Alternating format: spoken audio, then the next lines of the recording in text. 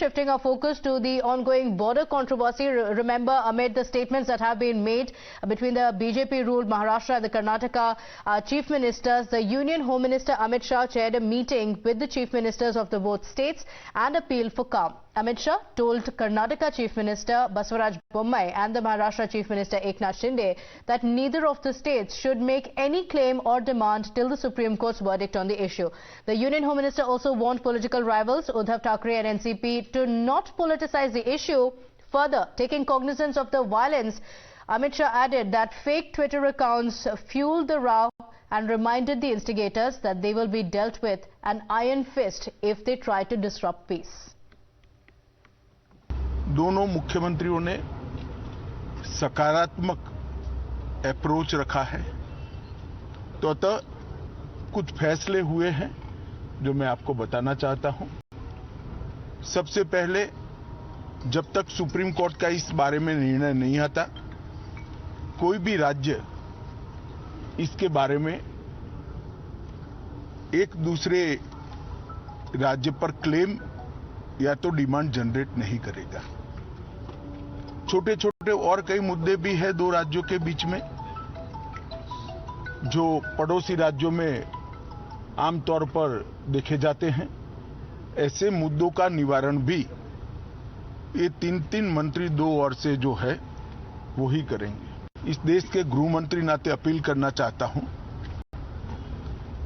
राजनीतिक विरोध जो भी हो, जो विपक्ष में बैठे हैं सरकार के सामने राजनीतिक कार्यक्रम ले सकते हैं, परंतु दोनों राज्यों की जनता के हित में और दोनों राज्यों की बॉर्डर पर अन्य भाषा भाषी जो लोग बस रहे हैं इनके हित में अब इसको कम से कम राजनीतिक मुद्दा न बनाया जाए। मुझे विश्वास है कि दोनों राज्यों में कांग्रेस, एनसीपी और उद्धव ठाकरे जी का ग्रुप, ये सारे नेता इस बात में सहयोग करेंगे।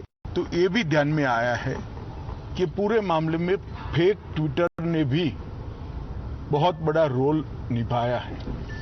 कुछ फेक ट्विटर्स सर्वोच्च नेताओं के नाम से जनरेट किए गए और इसको फैला दिए गए हैं, और ये मामला बहुत गंभीर इसलिए है कि इस प्रकार के ट्विटर से दोनों ओर की जनता की भावनाएं उद्वेलित होती हैं और घटनाएं जन्म लेती हैं।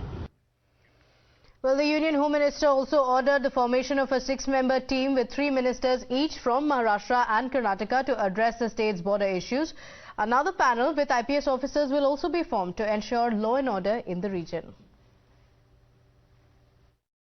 इसीलिए जो लोग ऐसे मामलों में कुछ कानून व्यवस्था बिगाड़ने की कोशिश कर रहे हैं उनके ऊपर एफआईआर किया जाएगा, कानूनी कार्रवाई की जाएगी, क्योंकि ये जनता का मामला है, ये कानून व्यवस्था का मामला है।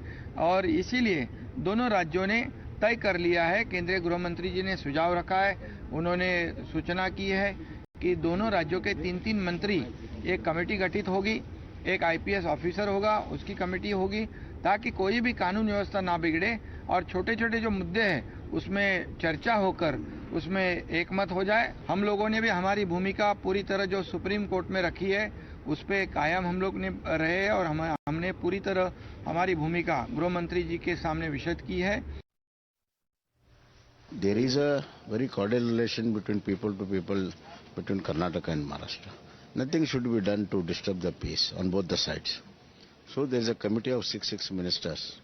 Both the sides will sit out and whenever necessary to thrash out small issues and bring a kind of atmosphere where confidence building measure will be there. There are that has been told by Maharashtra this thing.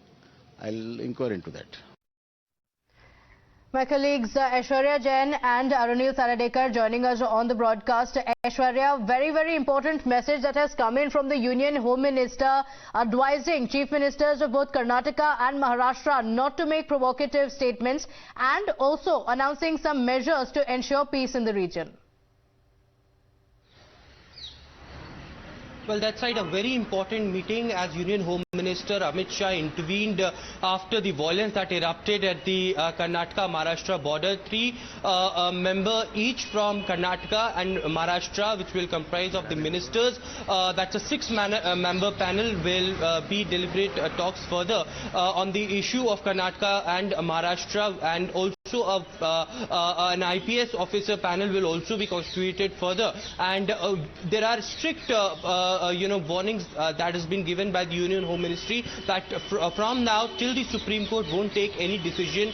No one from Maharashtra or Karnataka, the ministers who are involved, should give any such comment on the dispute. And also remember, the Home Minister also stated after the meeting that there were several fake Twitter accounts that are now identified from both the sides, from Maharashtra and Karnataka, which led towards the unrest to the people. Home Minister Amit Shah stated that the FIR will be registered against these Twitter accounts and the people will be identified. Home Minister Amit Shah also categorically mentioned that the disputes cannot be resolved on the streets, and this can only be resolved through constitutional means, and therefore the reason perhaps now no one should give any such comment which can make a situation delicate, and it should be settled only through talks, and they should wait until the Supreme Court gives its final direction. Okay, all right. Let's talk about the dispute as well. It dates back all the way to 1957 and arises from the claims that have been made by both the states after the reorganization of the states on linguistic lines. So while Maharashtra claims 3 major urban centers in Karnataka, including Belagavi, Karwar and Nipani, the Karnataka side, on the other hand, has claimed Kolhapur, Solapur and Sangli, that's currently part of Maharashtra. Arunil, in fact, this is a very, very sensitive issue dating back several decades.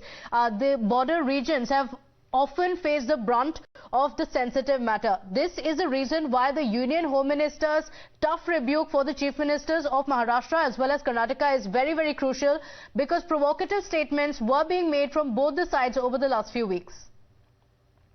Well, there is no doubt about it, Pratibha. In fact, the claims with respect to Karnataka asking for Sangli and some parts of Sangli and Solapur can be called as recent claims, because the people from these areas only, they have shown their willingness. People from the Kannada descent have shown their willingness to go and join Karnataka, basically saying that their demands for water supply and other basic needs are not met in the state of Maharashtra. Maharashtra government is not paying heed to their demand.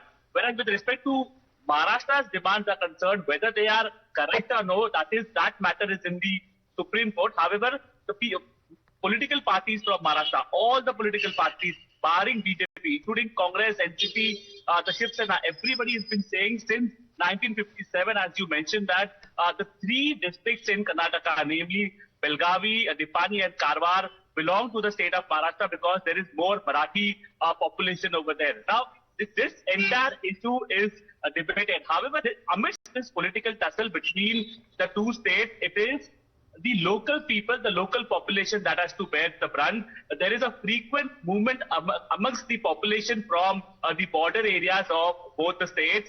However, because of this political tussle or this row that has erupted, the frequent movement of people has been severely hampered because of it. Now, there is another interesting angle that Minister Amit Shah also spoke about, Pratibha, that is about fake Twitter handles. How several Twitter handles were being made in the name of political leaders to instigate people and to spread negative information. FIRs will be registered against them. That's what Home Minister Amit Shah has said. That's right. Saying tough action would be taken against those who are spreading rumours, especially on social media.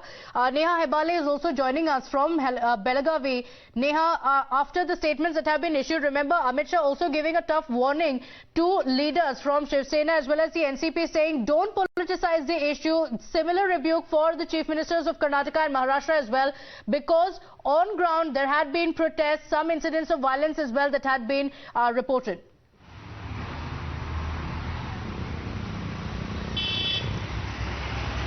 Well, that's absolutely right, Pratibha. Very clear warning over there going out to, all the politicos today, especially the opposition, is what he said after having called for the meeting today, yesterday with both the chief ministers. This is important here because even the first time that we saw violence being reported around the border areas, it was after several provocative and inflammatory statements were made, not only by the chief ministers of Karnataka and Maharashtra, but in fact even by the opposition leaders, only adding fuel to the fire.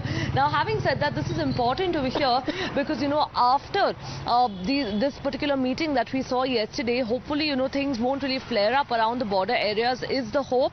A committee is being formed specifically to look into the needs of the people around the border and ensure that there's no violence over there. And more importantly, the fact that the winter assembly session is coming up in Karnataka in just about 4 days from now, and the Maharashtra Ekikaran Samiti, in fact, has planned a huge protest over here like they do on the first day of the winter assembly every year. Now, that is understandably going to create a law and order situation. Very quickly to recap what happened last year when they had organized that Maha, we saw black ink being thrown on their leaders, following which, there were protests that continued on both sides of the border, and in retaliation for almost about 2 to 3 weeks, there were high tensions that prevailed. So this year we'll have to wait and see. High stakes for both Karnataka as, it is going into the polls, and for Maharashtra as the BJP government that, just got formed recently would like to show to the people. That's right, and especially since the assembly elections are due in Karnataka next year, the accusation was that the Karnataka chief minister as well as, of course, the Maharashtra chief minister raising these issues, pandering to the regional vote base. Thanking Aruneen, Neha and Aishwarya for joining us with those details. On that note, we're slipping into a quick break here. Don't go